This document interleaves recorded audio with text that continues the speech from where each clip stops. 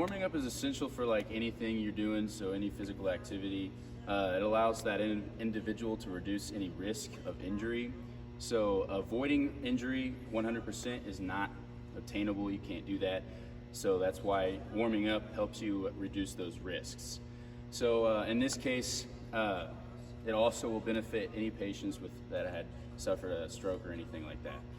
So for this population, any warm-up is like doing any activity that gets them moving and gets the blood moving and pumping up. So for the first activity, we would have them do something like a light roll. So we'd have them get on the ground, get a foam roller or like a soft, squishy something they can put under their legs, so it's either they can roll out their muscles, get them warmed up so they can loosen them up and get them ready for the exercise. And the second thing we can have them do is like an upper body biking. So in this case, we don't have a machine to do that, but they'll be sitting down in a machine and they'll grab onto the arm pedals and they'll be moving their arms like this. That gets the upper body moving, the heart pumping and everything. So that's another good warm up. And another good one to do is brisk walking. So you could do this for about 10 minutes or so, or 15 minutes. You just have them go at their own pace. And this helps with getting their heart moving, their blood pumping, and everything like that. So start with balance and mobility exercises. It's important first, before doing balance and mobility, to make sure that the older adult has enough strength to be able to get up and do some of these exercises. And this is particularly important in stroke patients because a lot of times their gaits can be altered and maneuvering can be very difficult.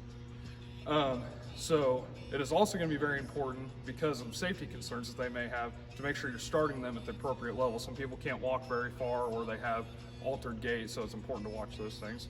So the first exercise we're going to do is the up and go test. This is important because they need to be able to maneuver through their household or at a nursing home, in their room, whatever they may be doing. So first we'll start with the easiest modification. This would be for somebody who is not really has much mobility at all. So we would want them just to make sure that they have good posture and they're sitting up straight. We'd want them to try to stand up without their hands if they can, but if they need to brace themselves, this will be okay, because we're just trying to get whatever we can with this group. So if you want to go ahead and try and stand up. Now for this person, we make sure that we're watching them and take it really slow. We'd probably want them just to take a couple steps, whatever they can take, and we want to be right behind them with the chair. So they would just go a few feet, and then we probably have to go ahead and have them sit down, if that's all they can do. We just have them go as far as they could before their gait. You know, we don't want them to get to a point where they're wobbly or anything like that. So that'd be our easy modification.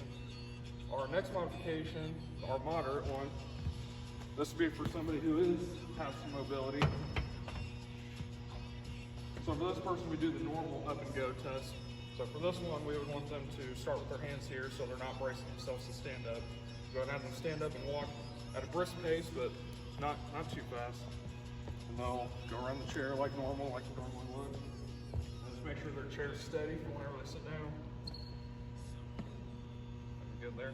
And then for the hardest difficulty, for this one, it may be hard to have a stroke patient reach this level, but we're going to try to teach for that if we can. So this one will do the same thing. They cross their arms, they go and stand up, and they're actually going to move in and out of a couple of cones that we have set up here, just to challenge their mobility a little more. And they go in and out again.